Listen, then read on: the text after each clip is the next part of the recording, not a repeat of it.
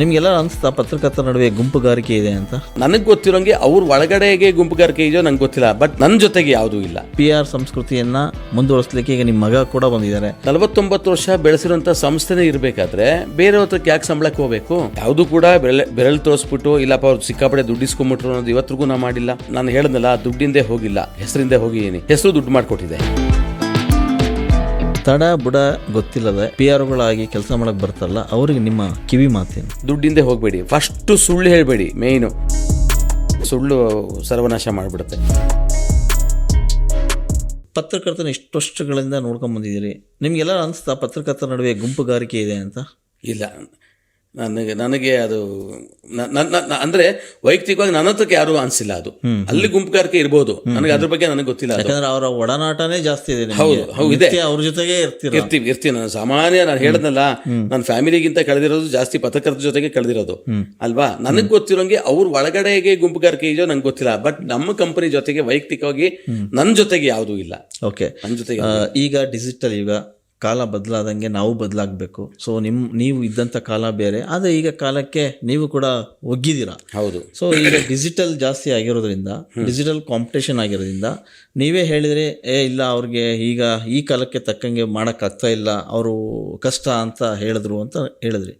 ಈಗ ನಿಮ್ಮ PR ಸಂಸ್ಕೃತಿಯನ್ನು ಮುಂದುವರಿಸಲಿಕ್ಕೆ ಈಗ ನಿಮ್ಮ ಮಗ ಕೂಡ ಬಂದಿದ್ದಾರೆ, ಪವನ್ ಕೂಡ ಡಿಜಿಟಲ್ ಸೆಗ್ಮೆಂಟಲ್ಲಿ ಅವರೇನೋ ಈಗ ಮುಂಚೂಣಿಯಲ್ಲಿ ನಿಂತಿದ್ದಾರೆ. ಅಲ್ಲ, ಈಗ ನಾನು ಹೇಳಿದ್ದು ನಾನು ಹೇಳಿದ್ದಲ್ಲ, ಅದನ್ನ ಮಾರ್ಕೆಟಲ್ಲಿ ಕ್ರಿಯೇಟ್ ಮಾಡಿದ್ರು ಕೆಲವರು.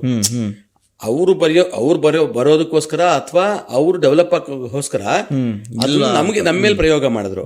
ಅವ್ರು ಡಿಜಿಟಲ್ ಗೊತ್ತಿಲ್ಲ, ಪ್ರಿಂಟು, ಆಮೇಲೆ ಎಲೆಕ್ಟ್ರಾನಿಕ್ ಬಿಟ್ರೆ ಬೇರೆ ಯಾವ್ದು ಗೊತ್ತಿಲ್ಲ, ಅದು ಗೊತ್ತಿಲ್ಲ, ಇದು ಗೊತ್ತಿಲ್ಲ ಅಂತೇಳಿ. ನಾವು ಗೊತ್ತಿಲ್ಲ ಅಂತ ಯಾಕೆ ಹೇಳ್ಬೇಕು? ನಮ್ಗೆ ಗೊತ್ತು. ನಮ್ಗೆ ಯಾಕೆ ಗೊತ್ತಿಲ್ಲ ಹೇಳಿ ಅಲ್ವಾ? ಈಗ ನೋಡಿ, ನಮ್ಮ ಜೊತೆಗೆ ಈಗ ಒಂದು ಪ್ರೆಸ್ ಮೀಟ್ ಆಯ್ತು ಅಂದ್ರೆ ನಮ್ ಸುನಿಲ್ ಅವ್ನು ಬರ್ತಾನೆ, ಆಯ್ತಾ? ಅವ್ರ ತಂದೆ ತರನೇ ಅದ್ಭುತವಾಗಿ ರೈಟಿಂಗ್ ಮಾಡ್ತಾನೆ. ನಿಮ್ಗೂ ಗೊತ್ತು, ಒಂದು ಸಬ್ಜೆಕ್ಟ್ ಹೇಳ್ಬಿಟ್ರೆ ನಮ್ಮ ಅಂಕಲ್ ಹೆಂಗ್ ಬರಿತಾ ಇದ್ರು ಅದೇ ಶೈಲಿಯಲ್ಲಿ, ಅದಕ್ಕಿಂತ ತಂದೆಗೆ ಮೀರಿಸಿದ ಮಗ ಅಂತ ಹೇಳ್ತಾರೆ ಆತ, ಅವನು ನ್ಯೂಸ್ ರೆಡಿ ಮಾಡ್ತಾನೆ.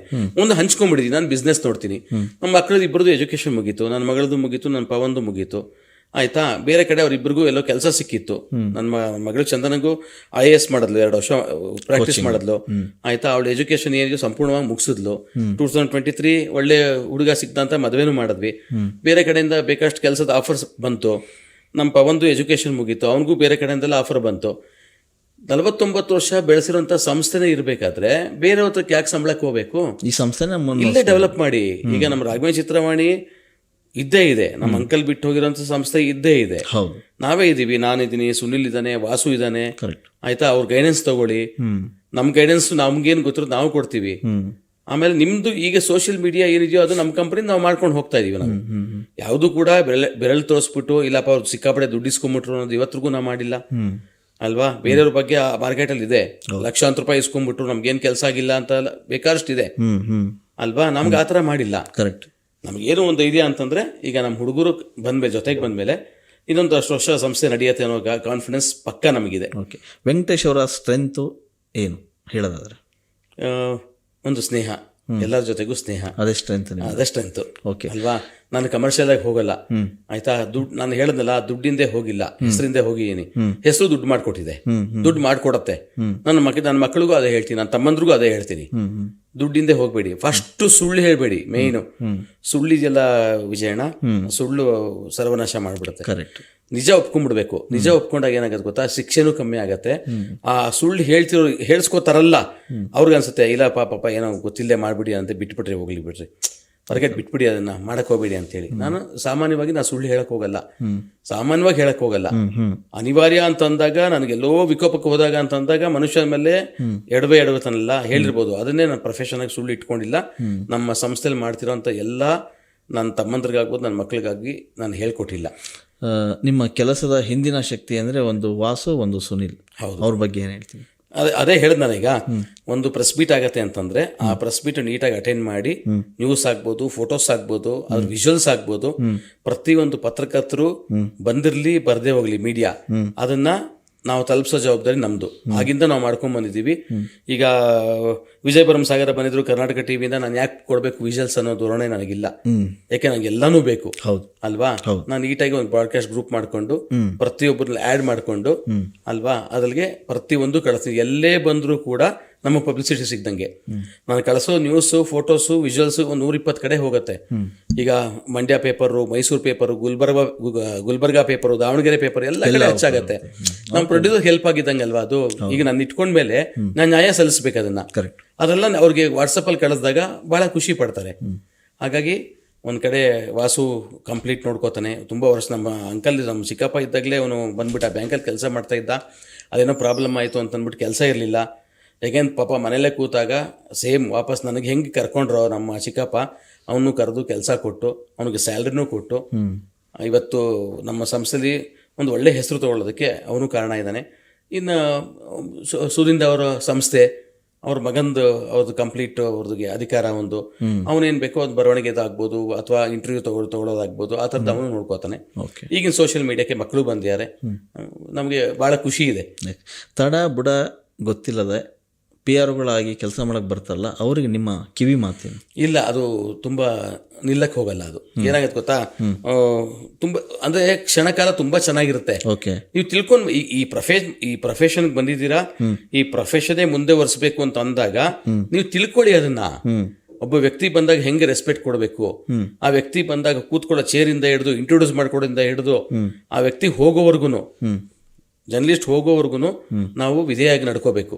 ಆ ನಡ್ಕೊಂಡಾಗ ಅಷ್ಟೇ ಡೆವಲಪ್ ಆಗ್ತೀವಿ. ಅದಕ್ಕೆ ಉದಾಹರಣೆ ನಾವೇನೆ, ಬೇರೆ ಯಾರು ಬೇಡ. 49 ವರ್ಷದಿಂದ ಅದೇ ಪಾಲಿಸ್ಕೊಂಡ್ ಬಂದಿದ್ದೀವಿ. ಆಯ್ತಾ, 20 ವರ್ಷ ಆಯ್ತು ನಮ್ಮ ಅಂಕಲ್ ಹೋಗಿ ನಮಗೆ ಹೇಳ್ಕೊಡಿದೆ ಅದು, ಅದನ್ನ ಪಾಲಿಸ್ಕೊಂಡ್ ಬಂದಿದ್ದೀವಿ. ನಮ್ಮ ಸಂಸ್ಥೆಗೆ 25 ವರ್ಷ ಆದಾಗ ಏನೋ ಮಾಡಬೇಕು, ಸಾಧನೆ ಮಾಡಬೇಕು ಅಂತ ಹೇಳಿ ನಮ್ಮ ಸೂರ್ಯಂಡ್ ಅವರು ಅಂದ್ಕೊಂಡ್ರು. ಏನ್ ಮಾಡೋದು ಅಂತಂದಾಗ 2 ಅವಾರ್ಡ್ ಶುರು ಮಾಡಿದ್ರು, ರಾಘವೇಂದ್ರ ಚಿತ್ರಮಣಿ ಪ್ರಶಸ್ತಿ ಅಂತ ಹೇಳಿ. ಪತ್ರಕರ್ತ ಅದು 2 ಅವಾರ್ಡ್ ಏನು ಅಂತಂದ್ರೆ, ನಮ್ಮ ಕೆಲಸ ಕೊಟ್ಟಂತ ನಿರ್ಮಾಪಕರಿಗೆ, ನಾವು ಕೆಲಸ ತಗೊಂಡು ಎಲ್ಲಿ ಹೋಗ್ಬೇಕು, ಪತ್ರಕರ್ತರಿಗೆ ಹೋಗ್ಬೇಕಲ್ವಾ. ಸೊ ಅವ್ರಿಗೆ, ಸಿನಿಮಾ ಪತ್ರಕರ್ತರಿಗೆ ಅಂತ ಹೇಳಿ ರಾಘವೇಂದ್ರ ಚಿತ್ರಮಣಿ ಅಂತ 2 ಪ್ರಶಸ್ತಿ ಶುರು ಮಾಡಿದ್ವಿ. ಅಲ್ಲಿಂದ ಆಚೆಗೆ ನಮ್ಮ ವಿಷ್ಣುವರ್ಧನ್ ಸರ್ ನಮ್ಮ ಸಂಸ್ಥೆಗೆ ಸುಮಾಶ್ರೀ ಗೆಸ್ಟಾಗಿ ಬಂದಾಗ ಭಾರತೀಯವರು ಅವರು ಶೇಷಾದ್ರಿ ಅಂತ ಹೇಳಿ, ಅವರಿಲ್ಲ ಯಜಮಾನ ಡೈರೆಕ್ಟರ್, ಅವರು ಶೇಷಾದ್ರಿ ಹೆಸರಲ್ಲಿ ಒಂದು ಡೈರೆಕ್ಟರ್ಗೆ ಶುರು ಮಾಡಿದ್ರು. ಜಯಮಾಲಾ ಅವರು ಪೋಷಕ ನಟಿಗೆ ಶುರು ಮಾಡಿದ್ರು. MS ರಾಮಯ್ಯ ಅವರು, ಪಟಾಭಿರಾಮ್ ಸಾರು ಒಬ್ಬ ಸಂಗೀತ ನಿರ್ದೇಶಕಿಗೆ ಒಂದು ಪ್ರಶಸ್ತಿ ಶುರು ಮಾಡಿದ್ರು. ಪಾರ್ವತಮ್ಮ ರಾಜ್ಕುಮಾರ್ ಅವರು ನಮ್ಮ ಪ್ರಶಸ್ತಿ ಸ್ವೀಕರಿಸಕ್ಕೆ ಬಂದಾಗ ಒಬ್ಬ ಗಾಯಕರಿಗೆ ಶುರು ಮಾಡಿದ್ರು. B ಸುರೇಶ್ ಅವರು ಒಬ್ಬ ಡೆಬ್ಯೂ ಡೈರೆಕ್ಟರ್, ಫಸ್ಟ್ ಡೈರೆಕ್ಷನ್ ಮಾಡಿರುವಂತ ರೀಮೇಕ್ ಅಲ್ದಿರೋ ಸಿನಿಮಾಗೆ ಒಂದು ಗುರ್ಸೋ ಥರ ಪ್ರಶಸ್ತಿ ಶುರು ಮಾಡಿದ್ರು. PG ಶ್ರೀನಿವಾಸ ಮೂರ್ತಿ ಹೆಸರಲ್ಲಿ ನಮ್ಮ ಪತ್ರಕರ್ತ ವಿನಾಯಕ್ ರಾಮ್ ಅವರು ಒಬ್ಬ ಗೀತ ರಚನೆಕಾರರಿಗೆ ಶುರು ಮಾಡಿದ್ರು. ಹುಣಸೂರು ಕೃಷ್ಣಮೂರ್ತಿ ಅವ್ರ ಮಗ ನರಹರಿ ಅಂತಿದ್ದಾರೆ, ಅವರು ಒಬ್ಬ ಪೋಷಕ, ಇವ್ರಿಗೆ ಅತ್ಯುತ್ತಮ ಸಂಭಾಷಣೆಗೆ ಅವ್ರಿಗೆ ಶುರು ಮಾಡಿದ್ರು. ಸುದೀಪ್ ಅವರು, ಹೌದು. ಆಮೇಲೆ KV ಜಯರಾಮ್ ಅವ್ರ ಹೆಸರಲ್ಲಿ ಒಬ್ಬ ಅತ್ಯುತ್ತಮ ಕಥಾಲೇಖಕ, ಅಂದ್ರೆ ರೀಮೇಕ್ ಅಲ್ದಿರೋ ಒಳ್ಳೆ ಕಥೆಗೆ ಬರುವಂತ ಒಬ್ಬ ಗುರುತಿಸಿ ಕೊಡ್ತಾರೆ.